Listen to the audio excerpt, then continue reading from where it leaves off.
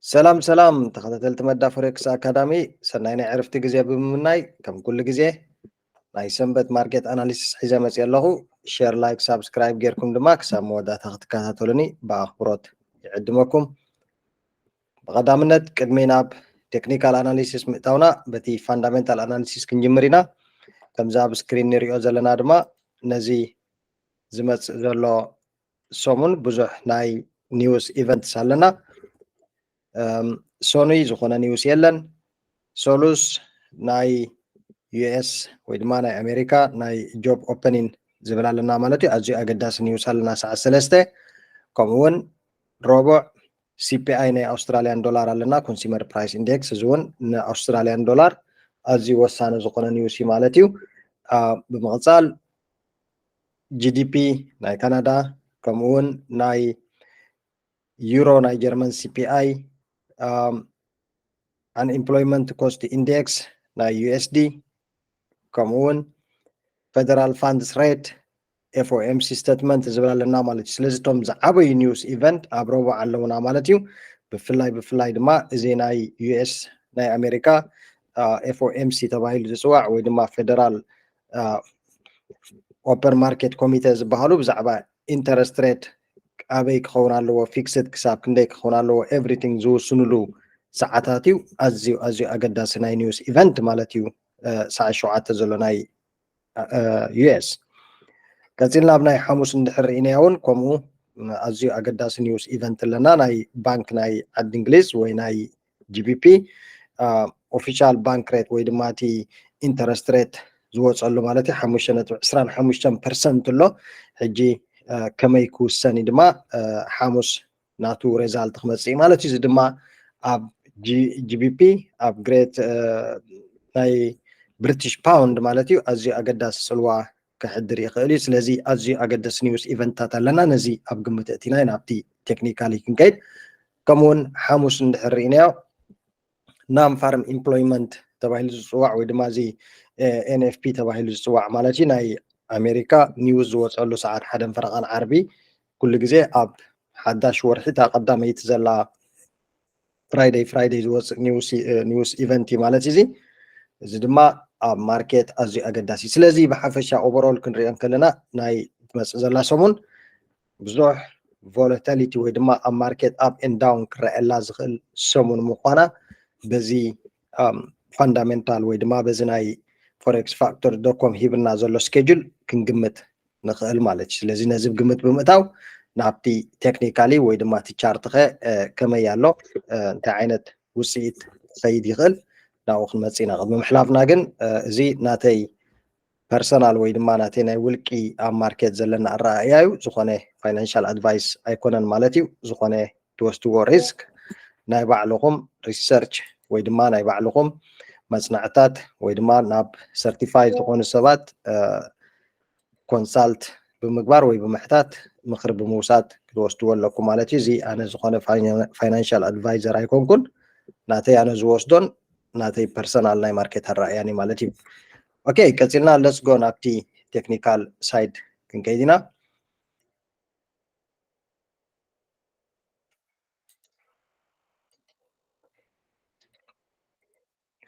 ኦኬ ኣብ ቴክኒካል ሳይድ ቅድሚ ዝኾነ ናብቶም ፓይረስ ምእታውና ናብ DXY ክንከይድ ኢና ማለት እዩ DXY ከመይ ኣሎ ወይ ድማ DXY ካቲ ኣቨሬጅ ምስቶም ሜጀር ካረንሲስ ተባሂሎም ዝፅውዑ ምስኦም ናይ ሓይሊ ናይ ዶላር ከመይ ከም ዘሎ እንሪእየሉ ማለት እዩ ስለዚ ኣብዚ ከም ዝንሪኦ ዘለና ላስት ዊክ ናይ DXY ኣናሊሲስ ክንገብሮ ከለና ፕራይስ ኦልሬዲ ነዚ ኤርያ እዚ ሪቴስት ብሬክ ገይርልና ኣሎ ስለዚ ሪቴስት ምስ ገበረ ፕራይስ ናይ DXY ስትሮንግ ናይ ምዃን ትኽእሉ ኣለዎ ኢልና ማለት እዩ ኣብዚ እንድሕር ርኢናዮ ኤግዛክትሊ ከምቲ ማርክ ጌርናዮ ዘለና ፕራይስ ስትሬት ኣወይ ነዚ ናህና ለበል ሪቴስት ገይርልና ኣሎ ወይ ድማ ሚቲጌት ገይርልና ኣሎ ማለት እዩ ድሕሪ ድማ ኦል ደ ዌይ ንባይ ሳይድ ፔድሎ ወይ ድማ DX ዶላር ስትሮንግ ኮይኑ ንሪኦ ኣለና ማለት እዩ ሕጂ ከ እንታይ ኢና ክንፅበይ ካብዚ ዝመፅእ ዘሎ ሰሙን ምስቲ ኒውስ ኣብ ግምት ብምእታው ማለት እዩ በቲ ቴክኒካል ጥራሕ ክንዛረብ ኢና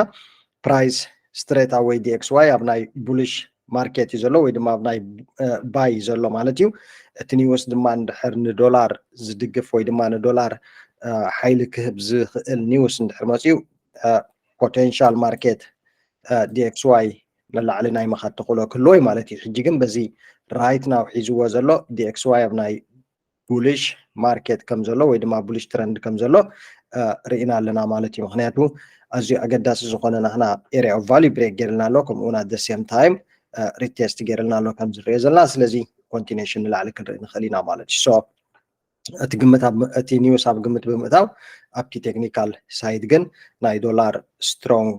ወይ ድማ ናይ ዶላር ሓይሊ ንርኢ ኣለና ኣብዚ በዚ ሕጂ ዘለዎ ማለት እዩ ስለዚ ናብቶም ትሬድ ንገብሮም ፔርስ ክንመፅእ ኢና ኣዝዮም ብሉፃት ዝኾኑ ሰትኣፕ ሰመራይዝ ገይረ ሓደ 5-6 ዝኾኑ ዳልዮም ስለ ዘለኹ ንዕኦም ድማ ከምኡ ጌርኩም ማርክ ብምግባር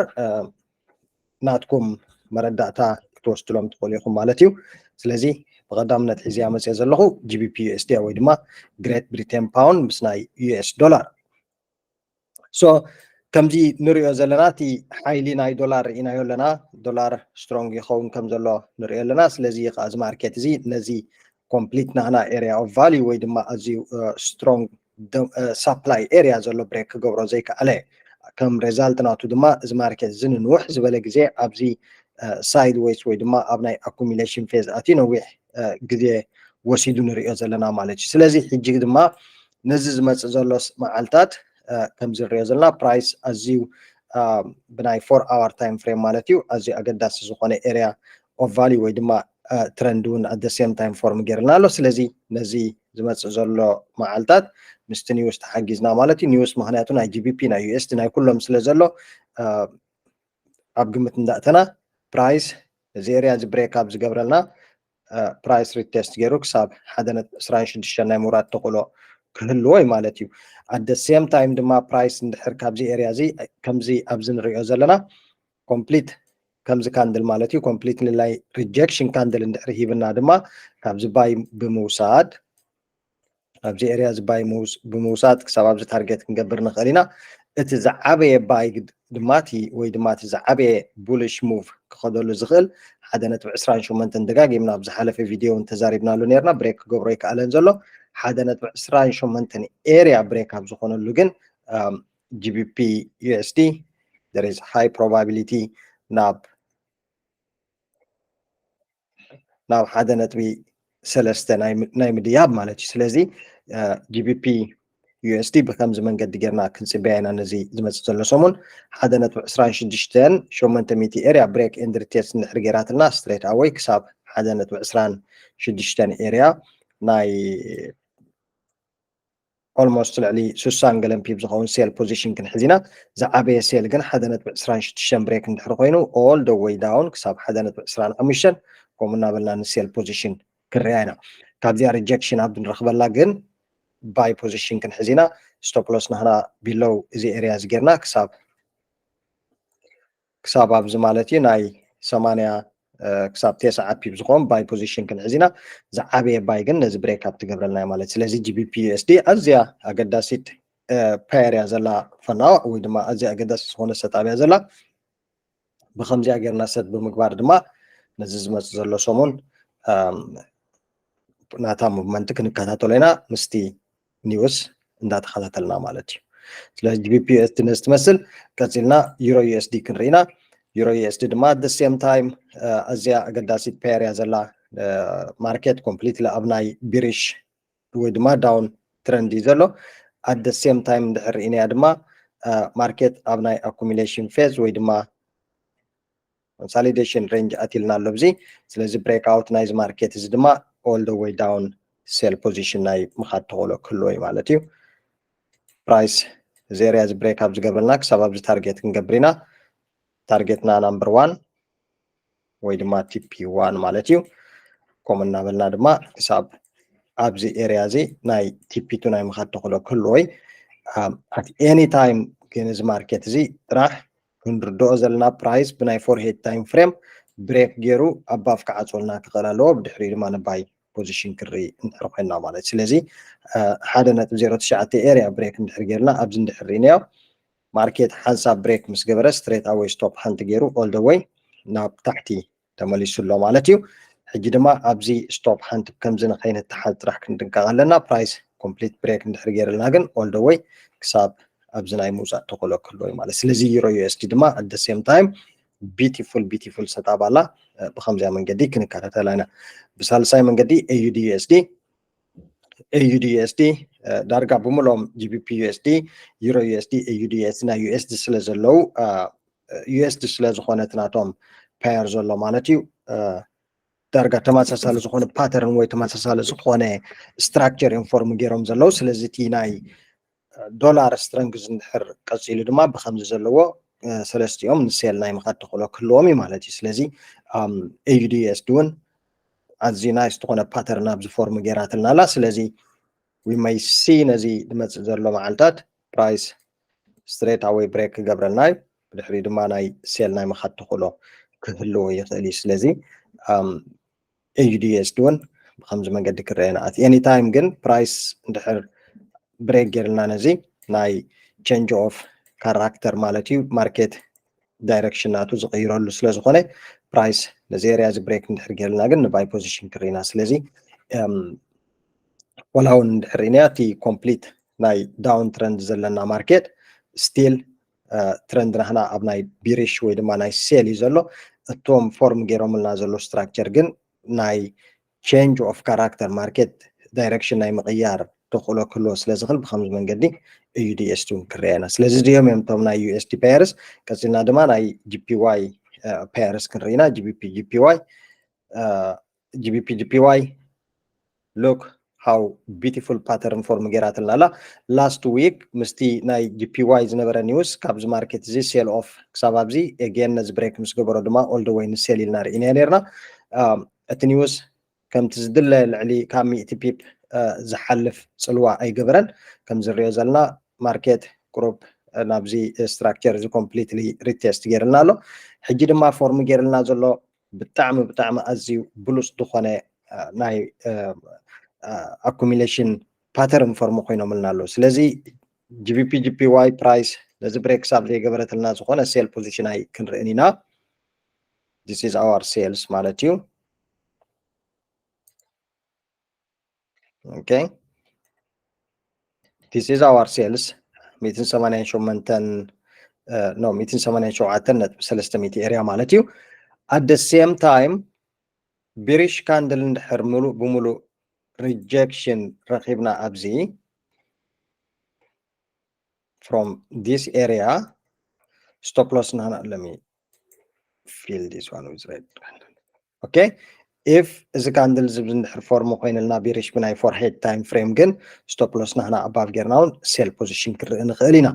እቲ ዝዓበየ ሴል ናህና ግን እዚ ስትራክቸር እዚ ብሬክ ኣብ ዝኾነሉ ማለት እዩ በንፃሩ ድማ ፕራይስ at the same time እንድሕር ብሬክ ገይርልና ሕጂ ብፍላይ እዚ ማርኬት እዚ መዓስ ብሬክ ክገብር ይኽእል እንድሕር ኢልና እቲ ኒውስ ዘሎ ናይ ኢንተረስት ሬት ዝምልከት ናይ ጂቢፒ ዘሎ ኒውስ ማለት እዩ ንሱ ግድን ናብ ሓዲኡ ብሬክ ክገብሮ ፖዚቲቭ እንድሕር መፅኡ ጂቢፒ እዚ ማርኬት እዚ ኮንቲኒሽን ንላዕሊ ማለት እዩ ኦል ደ ወይ ድማ ናይ ባይ ናይ ምኻድ ተኽእሎ ክህልዎ እዩ እቲ ኒውስ እንድሕር ኔጋቲቭ መፅኡ ግን ደፍነትሊ ጂፒዋይ ጉድ ኦፖርቹኒቲ ናይ ኢንትሪ ክትህበና ትኽእል እያ ካብዚ ድማ ኦል ደ ወይ መልቲ ክኸውን ይኽእል እዩ ንሴል ክከይድ ትኽእል እያ ስለዚ ጂፒዋይ ምስታ ኒውስ ኣብ ግምት ብምእታው ከምዚያ ጌርና ክንሕዛ ኢና ኣዝያ ብልፅቲ ዝኾነ ሰጣብያ ዘላትና ብከምዚ ክንከታተላ ኢና ቀፂልና ድማ ካብ ጂፒዋይ ኣላትና ካብ ጂፒዋይ እውን ነዚ ላስት ዊክ ዝነበረ ኤሪያ ኦፍ ቫሊ ወይ ድማ ኣዝዩ ኣገዳሲ ዝኾነ ሳፕላይ ንዕኡ ሪትሬስ ትገብረልና ኣላ ሕጂ ስለዚ ኣብዚ ዝኾነ ሪጀክሽን ኣብ ንረክበሉ ድማ ሴል ፖዚሽን ክንሕዝ ንኽእል ኢና ከምዚ ንሪኦ ዘለና ፕራይስ ኣዝዩ ኣገዳሲ ዝኾነ ዞን ፎርም ገይርልና ዘሎ እዚ ስለዚ ካብዚ ኤሪያ እዚ ብናይ ፎርሄድ ታይም ፍሬም ኢና ንሪኦ ዘለና ንእሽተይ ፑሽ ንላዕሊ ክሳብ ኣብዚ ኤሪያ እዚ ማለት እዩ ብድሕሪኡ ግን ፕራይስ there is probability ሴል ፖዚሽን ናይ ምኻድ ተኽእሎ ክህልዎ ይኽእል እዩ ቀፂልና CHF GPY ክንሪኢና CHF GPY at the same time ኣዝዩ ኣገዳሲ ዝኾነ ፓተርን ወይ ድማ ኣዝዩ ኣገዳሲ ዝኾነ ስትራክቸር ፎርም ገይራትልና ኣላ ኣብዚ እንድሕር ርኢናያ ስለዚህ ላስት ዊክ ፕራይስ ነዚ ብሬክ ክገብረልና ኢልና ተፀቢና ነርና ብሬክ ኣይገበረልናን ምክንያቱ ኩሉ ግዜ ሓደ ማርኬት ሳይክል ናቱ ክሳብ ዘይኣፈለ ብሬክ ኣይገብርን እዩ ማለት እዩ ስለዚ ብዙሕ ግዜ ካብዚ ኤርያ ዝሪጀክት ኮይኑ ተመሊሱሎ እንድሕር ኢናዮ ሕጂ ድማ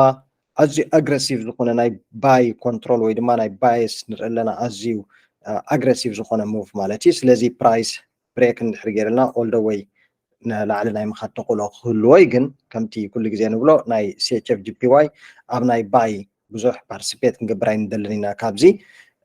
እንተዘይኮይኑ ግን ቢሪሽ ካንድል እንድሕር ሪጀክሽን ካብዚ ኤርያ ዝፎርም ገይርልና ስቶፕ ሎስ ናና ኣባፍ ገይርና ሴል ፖዚሽን ክርኢና ማለት እዩ ብሓፈሽኡ ግን እቲ ዝዓበየ ሴል ናይ ጂፒዋይ ፕራይስ እዚ ኤርያ እዚ ብሬክ ኣብ ዝገብረልና ግን ዝዓበየ ሴልስ ክንወስድ ንኽእል ኢና ዋላ እውን ኣብ ናይ ስሞለር ታይም ፍሬም እንድሕር ኢናዮ ፕራይስ ቢዩቲፉል ዝኾነ ሪጀክሽን ኣብዚ ፎርም ገይርልና ኣሎ ሕጂ ድማ ኣብ ናይ ኣዝዩ ኢምፖርታንት ዝኾነ ኤርያ ቫልዩ ወይ ድማ ናህና ሬዚስታንስ ኤርያ ይመፅልና ዘሎ ስለዚ ዝኾነ ኮንፈርሜሽን ካንድል ክሳብ ዘይረኸብና ዝኾነ ኣክሽን ኣይክንወስድ ኢና ግን ዊልሲ ነዚ ዝመፅእ ዘሎ ሰሙን እንታይ ዓይነት ሪኣክሽን ክገብር እዩ ማለት ስለዚ ናይ ካረንሲስ ነዚ ይመስል ፋይናሊ ድማ ጎልድ ክንርኢና ጎልድ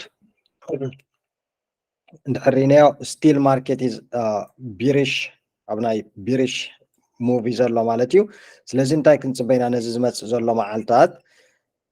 ላስት ዊክ ኦን ፍራይደይ እንድሕር ኢናዮ ፕራይስ ነዚ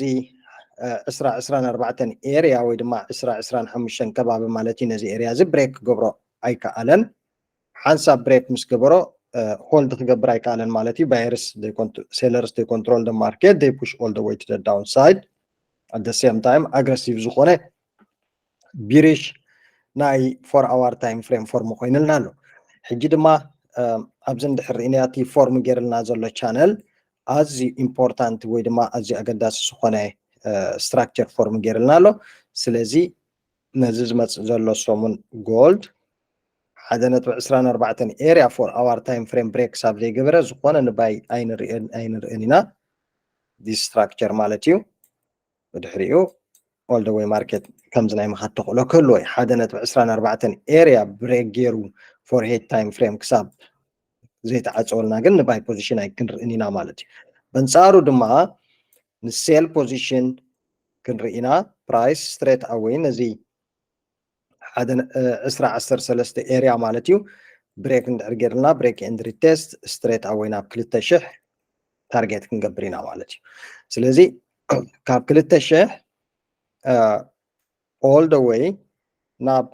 1980 ናይ ሙራድ ተኽእሎ ክህልወይ ማለት እዩ ምክንያቱ እዛ ቻነል እዚኣ እንድሕር ኢና ወይ እዚ ፕራይስ ማዕረ ክንደይ ሪስፔክት እናገበሮ ዝኸይድ ዘሎ ማለት እዩ ክሳብ ኣብዚ ናይ ሙራድ ተኽእሎይ 1980 ማለት እዩ ብድሕሪ እዚ ግን we can see price rejection all the way up to this point ዋይ እንድሕር ኢልና ኣብዚ እንድሕር ኢናዮ ሜቲጌት ዘይኮነ ወይ ድማ ፊል ዘይገበሮ ጋፕ ኣለና ኣብዚ ናይ ዝሓለፈ ኣዋርሕ this one at any given time it will be filled እዚኣ 21 all time high ዘላ ዊክ ወይ ድማ ጋፕ ኣብ ዝኾነ ግዜ ማርኬት ፊል ክገብሮ ይኽእል እዩ ስለዚ ግን ንሕና 2024 ኤርያ ብሬክ ገይሩ ኮምፕሊት እንድሕር ዓፂልና ፅባሕ ኣብዚ ዝመፅእ ዘሎ ሰሙን ብሓፈሻ ፕራይስ ናይ ቡልሽ ናይ ምኻድ ተኽእሎ ክህልዎ ናይ ማለት እዩ ኦል ደ ዌይ